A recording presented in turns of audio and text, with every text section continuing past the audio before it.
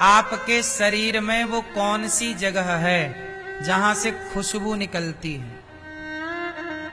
किस अंग से खुशबू आती है? हर अंग से क्या निकलती है? दुर्गंध। क्या निकलती है? जोर से। शरीर के हर अंग से दुर्गंध निकलती है।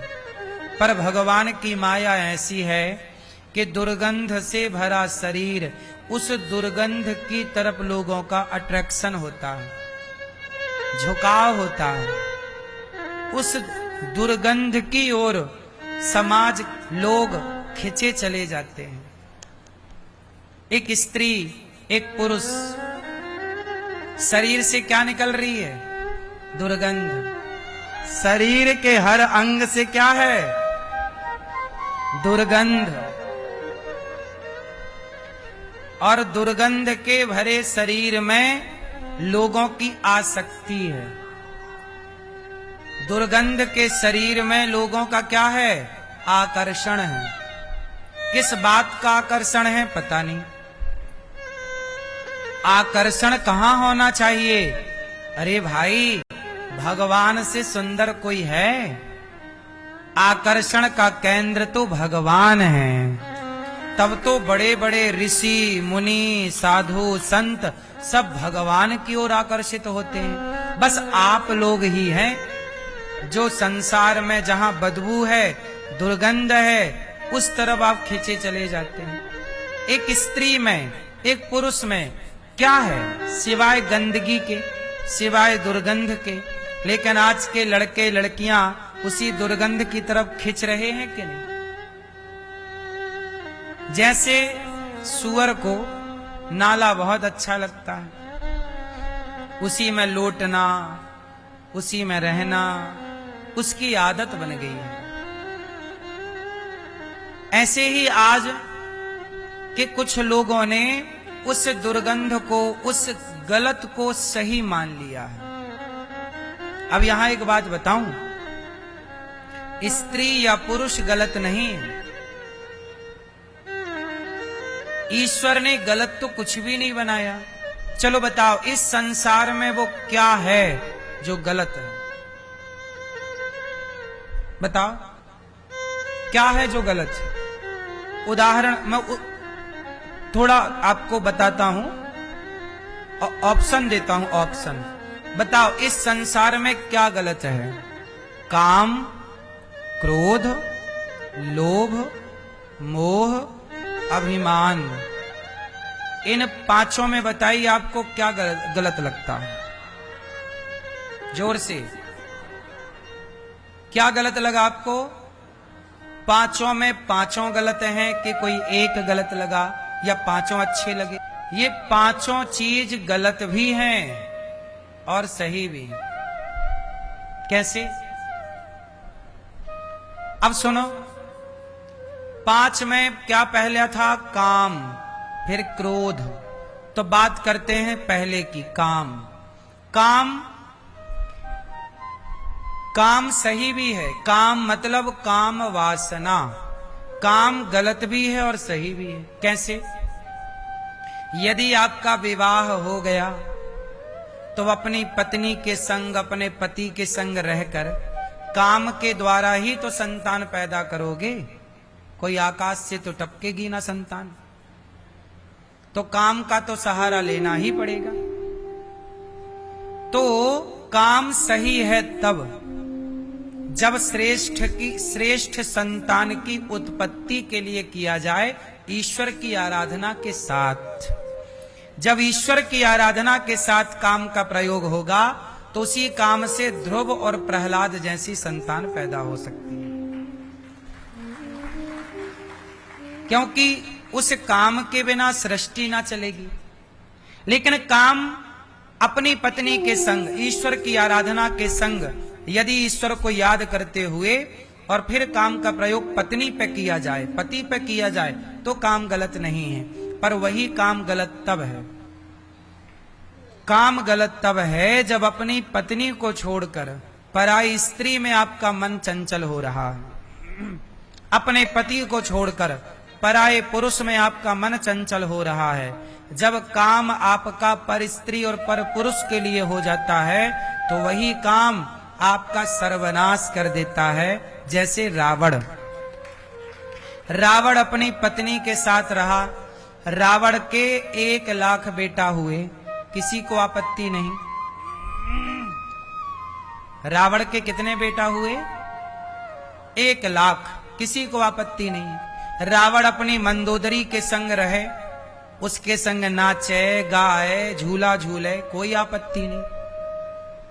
लेकिन रावण ने अपनी पत्नी को छोड़ा और पराई पत्नी के संग, पराई पत्नी मतलब राम की पत्नी, जब राम की पत्नी के संग, जब राम की पत्नी का हाथ पकड़ा उसने, अपनी पत्नी का हाथ छोड़ के जब पराई स्त्री का हाथ पकड़ा तो उसी काम ने रावण का सर्वनाश कर दिया। बोलो हाँ। तो काम सही है यदि उसका सही उपयोग है, तो यदि आप गलत करेंगे तो वो नाश।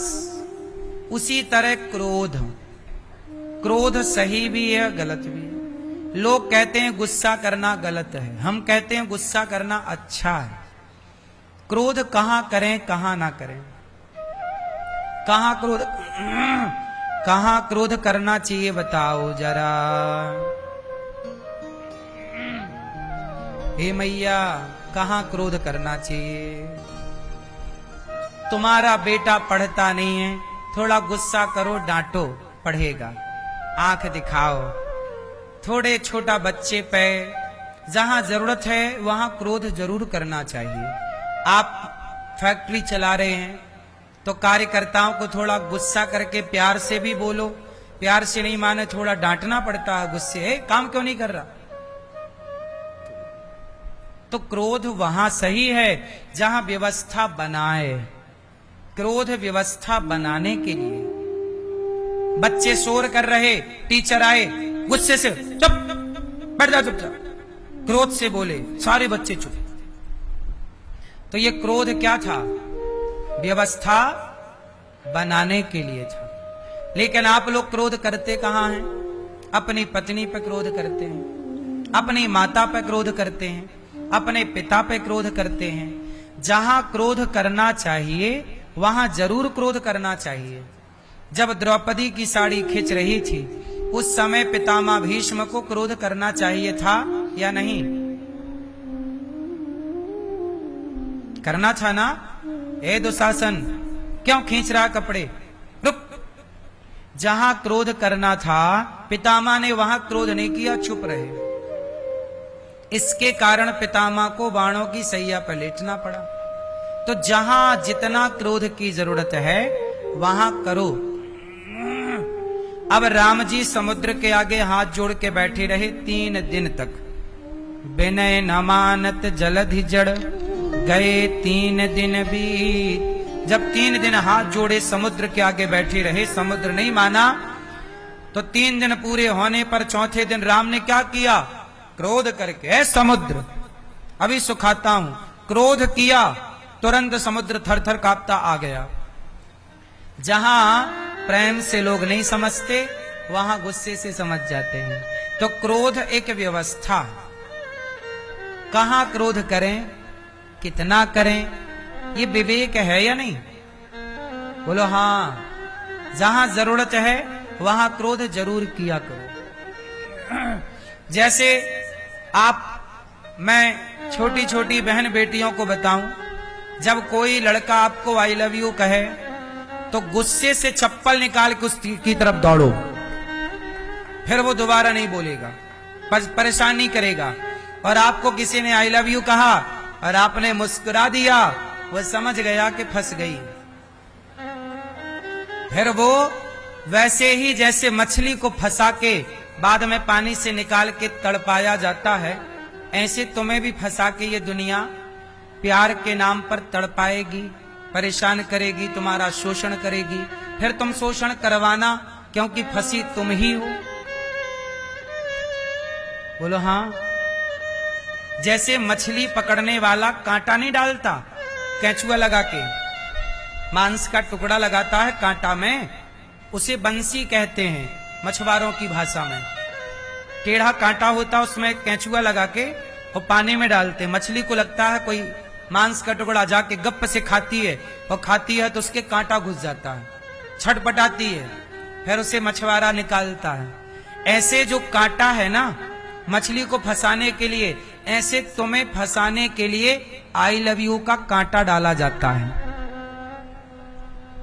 ये आई लव यू वो कांटा है।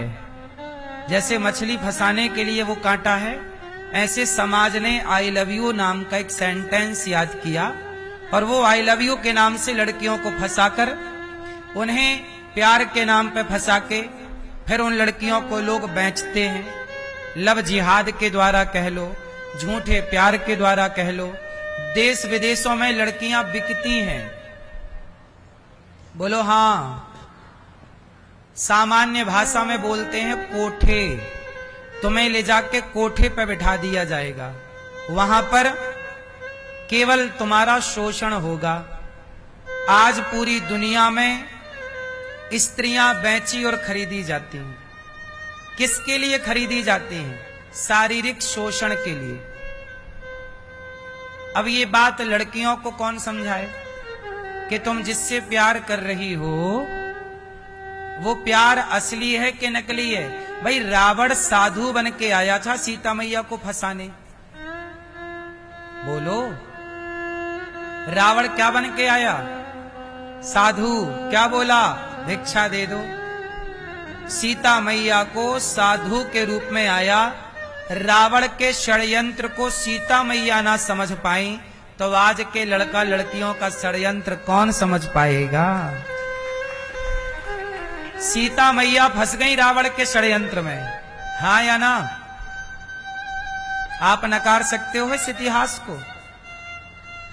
फिर जब सीता मैया फंस गई रावण के षड्यंत्र में, तो आज जो तुम्हें आई लव यू कह रहा है, तो आप ये कैसे वेरीफाई करोगे कि ये षड्यंत्र नहीं है? क्या आई लव यू षड्यंत्र का मोहरा नहीं हो सकता? बोलो। इसलिए कहता हूं कि क्रोध जरूर करना चाहिए। जो तुम्हें आई लव यू कहे, शादी के पहले की बात है ये। शादी के बाद तो आपका पति आपको कहेगा ही आई लव यू, पत्नी कहेगी ही आई लव यू, पर शादी के पहले कोई कहे तो चप्पल उतार के दौड़ना मेरी बहनों। यदि नहीं दौड़ी तो सारा दुख तुम्हारी तरफ दौड़ जाएगा, बच ना पाओगी उस दुख से। तो काम, क्रोध, लोभ, लोभ भी अच्छा है यदि यूज अच्छा है तो।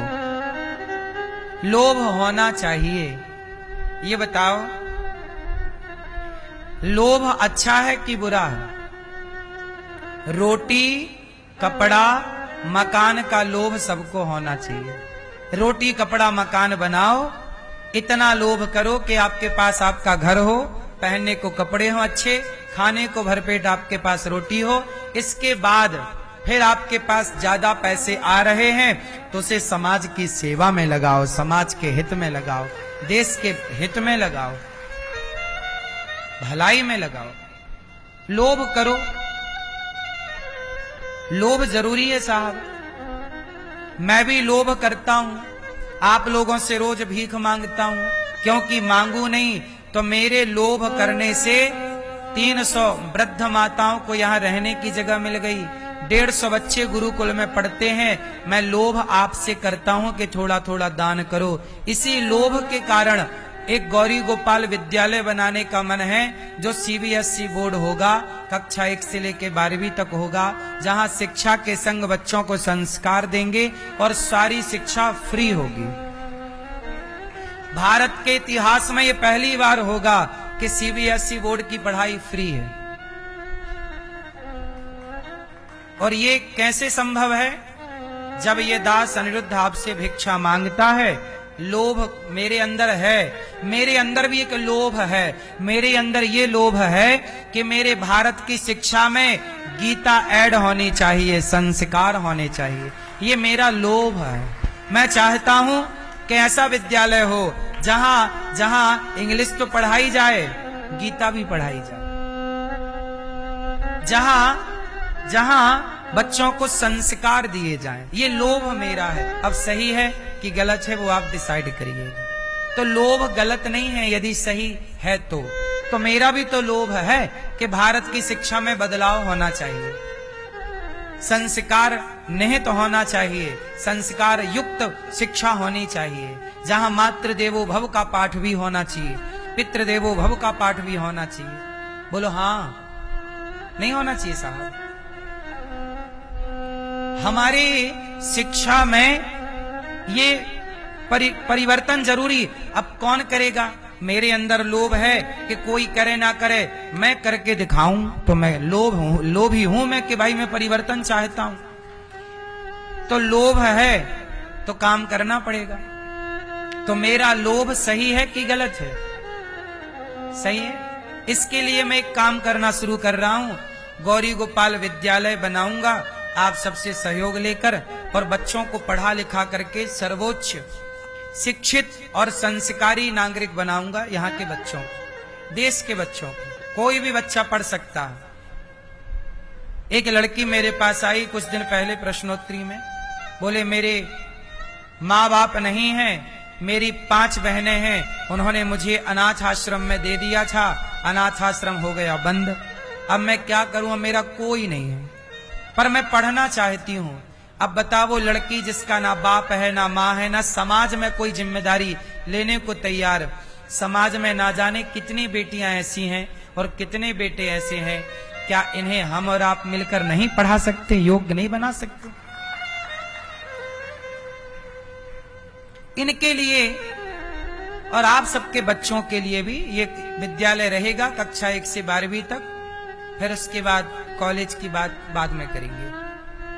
तो ये लोभ है। तो काम अच्छा है, सही उपयोग है, तो क्रोध अच्छा है, सही उपयोग। मैं भी गुस्सा करता हूं, पर वहां करता हूं जहां गुस्से की जरूरत पड़ती। काम, क्रोध, लोभ, लोभ मेरे अंदर भी है। अभिमान, अभिमान होना चाहिए। किस बात का? हनुमान जी को अभिमान था। रावण ने पूछा, ए बंदर तू कौन है? तो क्या बोला हनुमान जी ने, ए रावण, जाके बल लवलेस ते जितऊं चराचर झारी, तास दूत मैं उनका दूत हूं जिनकी पलक झपकने से सृष्टि का प्रलय हो सकता है। हनुमान जी से सीता मैया ने कहा, तू कौन है बच्चा? तो बोला कि राम दूत मैं, मां तू जानकी, सत्य शपथ करुणा निधान की। हनुमान जी को इस बात का घमंड है कि मैं राम का दास हूं। मुझे भी इस बात का घमंड है कि मैं भगवान का दास हूं, मैं प्रभु का हूं। मैं किसका हूं? आप भी भगवान के बनकर ये घमंड रखिए कि आप ईश्वर के हैं। इस बात का घमंड तो होना ही चाहिए कि मैं भगवान का हूं। तो ये घमंड सही है, पर आप घमंड कैसा रखते हैं? मेरा ये, मेरा वो, मेरी गाड़ी, मेरा बंगला, मेरा परिवार, ये घमंड काम ना आएगा साहब।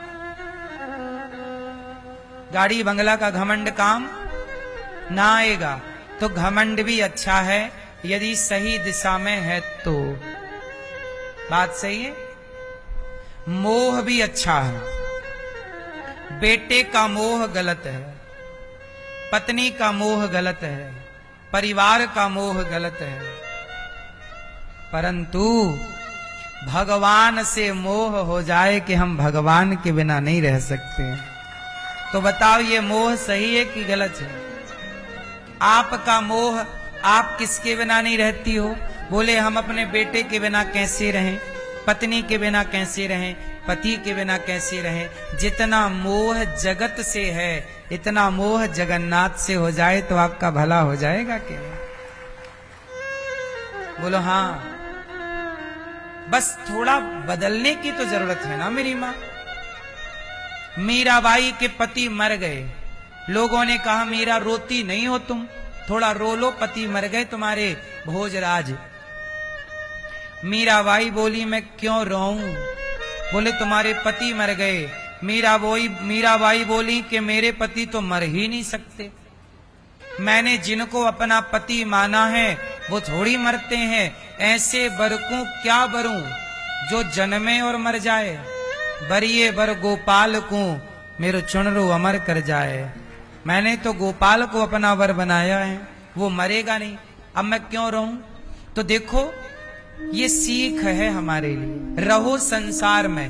अच्छा एक बात बताओ, कमल का पुष्प पानी में रहते हुए भी पानी से दूर रहता है कि नहीं? पानी से चिपका है क्या? पानी की एक बूंद यदि डल जाए कमल की पंखुड़ी पर तुरंत गिरा देता। पानी में रहता हुआ पानी से अलग है कि नहीं? हाँ या ना? मैया हो मेरी मां, कमल पानी में रहता हुआ भी पानी से अलग है। उसी तरह आप पत्नी के साथ, पुत्र के साथ, परिवार के साथ रहते हुए भी सबसे अलग रहिए, भगवान के बनकर के रहिए।